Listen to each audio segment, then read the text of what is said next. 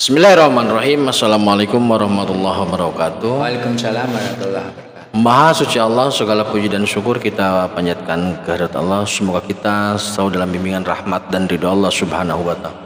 Subhanallah walhamdulillah astagfirullah wallahu a'lam. Kembali bersama kami dari tim Raja Wali Nusantara. Kita sedang membahas jimat. Ada dua pertanyaan besar terkait dengan jimat. Yang pertama, apakah jimat ini memastikan seseorang selamat, baik di dunia maupun di akhirat?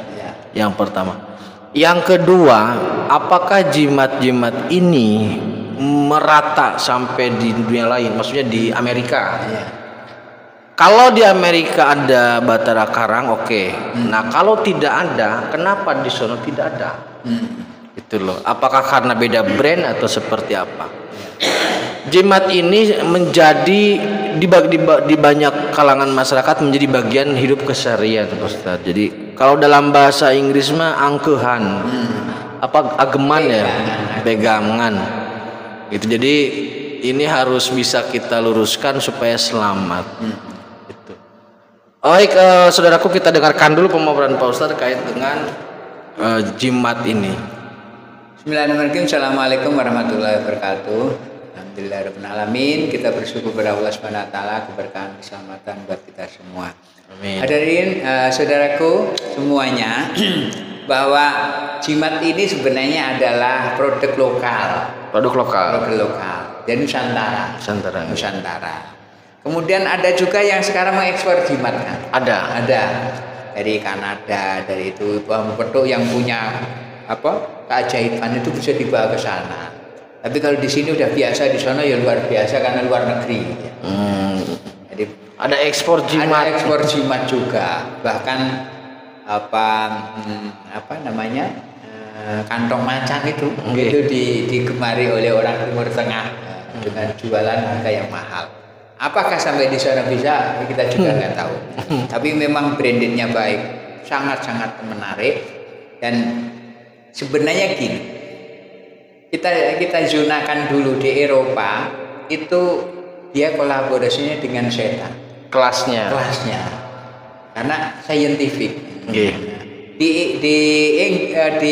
Di Amerika kolaborasinya dengan iblis. Kelas iblis. David Copperfield, kelas iblis. Karena apa?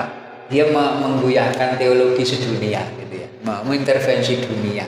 Nah, di Indonesia dan Timur Tengah biasanya jin sama siluman. Kelasnya masih di bawah kelas itu. Nah, kita kembali gini, bagaimana jimat ini membuat kita selamat juga. Jadi memang kita harus melewati satu fase lagi. Nah, satu fase ke arah kasukman atau ke arah kajaten, ke arah teologi. Jadi psikologi, metafisika, teologi. Kasakten, kamukten, kajaten. Nah, kajaten. Biasanya orang-orang kajaten ini mesti dimusuhin oleh iblis, setan, jin. Pasti dimusuhin. Karena apa? Karena dia diajak kolaborasi nggak mau. Nah, dibikinlah melarat, dibikinlah susah, dibikinlah sakit dan semuanya. Bahkan tidak jarang orang-orang yang mau belajar ke kajaten ini pasti akan digoda. Kalau berarti berantem gelut itu sudah tiap hari lah gitu ya. Nah, tapi memang benar ketika kita sudah bisa jebol langit 5, ya, langit keiblisan. Nah, itu nanti bisa jebol langit 6, langit keangkuhan dalam dengan tataran sains berpikir, maka itulah baru yang disebut dengan kajaten. Nah, kalau orang sudah sampai di kajaten ini, itu mau sakti juga bisa, mau kaya juga gampang, mau apapun juga gampang. Tapi sudah nggak butuh gitu loh kan bedanya. Jadi karakteristiknya itu cukup saya makan, berhidup dengan sederhana sudah cukup. Nah, kenapa yang medel tadi itu bahasanya kok kalau ini kayak orang belum buka. Orang belum buka itu apa aja mau diembat. Dikumpulin. Sekresek. 3 gelas. Satu aja. Nah, ternyata itu kurma 3. Itu kenyang Kang. Karena belakang lontong 3. Lontong 3, gorengan 3. Gorengan bakwan 3. Itu. Jadi ketika di kasakten atau di dunia metafisika itu memang hasrat sangat tinggi. Karena itu di situ berlaku ini emosional. Ya memang dunia nafsu ya. Nafsu. Maka di situ dunia akan mengarungi dunia gitu kan. Karunggoni itu kekayaan itu. Jadi di situ memang seakan-akan dia mau digulung.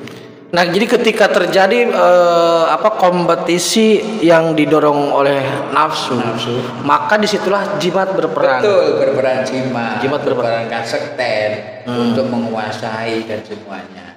Nah gini Pak Ustadz, branded jimat terkait pemanya jimat ini untuk ini untuk ini untuk ini. Pengkaflingan itu di samping sebagai brand, ada nggak benda-benda tertentu yang memang secara alamiah sudah difungsikan? Semisal saya mendengar batu ular umpamanya, batu ular yang bisa menarik bisa ular. Jadi selain bisa ular nggak bisa. Sama dengan cabai rawit yang secara otomatis pedas, sama dengan bawang yang otomatis seperti itu. Nah, jadi maksudnya ada nggak benda-benda yang Allah ciptakan yang secara otomatis mempunyai fungsi? Sebenarnya benda semua berfungsi kan. Nah, ketika kita di Kajaten semua bisa difungsikan. Oh iya, betul. Jadi ini kan piramida ini. Saat kita di puncak memanfaatkan bawah sempurna. Kita bisa sakti kayak Betara Karang, tapi lewat Gusti. Kita bisa kaya kayak Nabi Sulaiman dan Batu Sulaiman, tapi lewat Gusti. Kita bisa mahabbah dengan sempurna kayak batu combongnya Yusuf, kayak Nabi Yusuf dari Gusti. Itu sempurna. Jadi prinsipnya yang dikejar jangan Batara Karangnya, tapi kesaktiannya lewat Gusti. Lewat Gusti. Karena Gusti satu untuk semua. Allahu Somad. Di situ. Oh iya. Berarti di saat kita bermain di metafisika yang didorong oleh nafsu dan keserakahan. Kalau nanti di metafisika kita lolos, sudah bisa mengendalikan semua, itu milikmu. Tapi udah nggak butuh.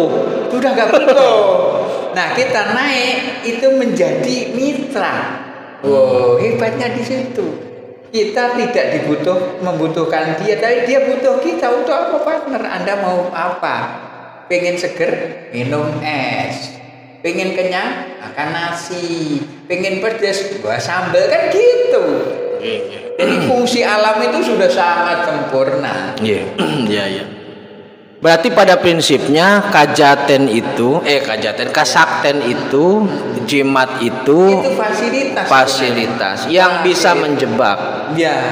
Yang bisa menjebak karena tidak lari ke kasakten itu. Jadi jimat itu bisa menjebak kita karena dorongan di situ dorongannya nafsu. Kalau ingin selamat maka kita harus naik ke level kasakten atau teologis atau kulhu wallahu ahad Allahu somad. Nah, kalau kita bisa naik ke teologis atau ke dunia kasakten, semua diberikan tapi nggak butuh. Iya, jadi karena piramidanya sudah jadi instruksi. Tapi kalau masih di bawah kan permohonan. Minta sakti dikasih. Nah, ketika sudah di atas level atas instruksi. Ada aku butuh ini loh. Siap, dan gitu doang. Coba. Enak mana? Jadi kalau sebelum maghrib itu menjadi masalah. Megang sirup sebelum maghrib ketika puasa itu bisa jadi masalah. Hati-hati nih. Ketika pukul beduk baru nggak masalah. Iya. Megang jimat di dunia fisik hati-hati bermasalah. Ketika sudah di teologi mau bentuk apa aja netral. Nggak ada ngaruh apa-apa. Iya. Ini selama ini kan yang kita dengar itu terkait jimat, musyrik dan sebagainya. Karena nggak tahu betul. Maksudnya begini saudaraku, sekali lagi saya tegaskan, jimat-jimat itu yang tadi disebut banyak macamnya itu memang harus hati-hati karena dorongannya nafsu keserakahan. Ya. Kalau memang ingin selamat, jimat yang utama ada di Kajaten, Ya. barang Gustine saja. Betul. Tapi kalau naik ke sana udah nggak butuh jimat. Ya, sama dengan maghrib tadi. Nggih. Sebelum maghrib itu sirup. Iya. Tidak masalah. Setelah pukul beduk jebret, Nggih. maghrib, mau sekenyang apa sih? Nggih. Ternyata nggak sebutuh Sebelumnya, sebelum maghrib. Sebelum maghrib. Iya, sama seperti halnya tentara ya, prajurit kalau prajurit yang di bawah itu kan perang dengan senjata. Betul. Tapi kalau sudah level jenderal itu kan diplomasi. Diplomasi. Tanda tangan perang selesai. Selesai. Tidak perlu nembak, tidak perlu ketembak. Tembak dan duitnya gede lagi. Iya.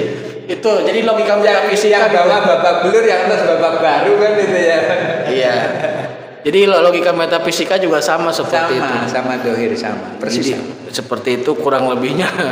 Jadi saudaraku jangan terlalu bangga dengan jimat. Ya. Itu adalah makhluk. Sebenarnya. Itu fasilitas tetapi hanya bisa digunakan pada saat sampai teologis, tapi udah nggak butuh. Sebelum maghrib membahayakan, setelah maghrib sekenyangmu. Okay. Itu saudaraku ya, jangan sampai kita terjebak di situ karena seringkali terutama anak-anak yang dulu lah masih SMA itu jimat itu belilah aduh ampun. Nah jadi jangan terjebak di situ karena madaratnya lebih besar kalau tidak hati-hati. Itu menyesarakan. Ada lagi tambahkan terkait jimat Ustaz?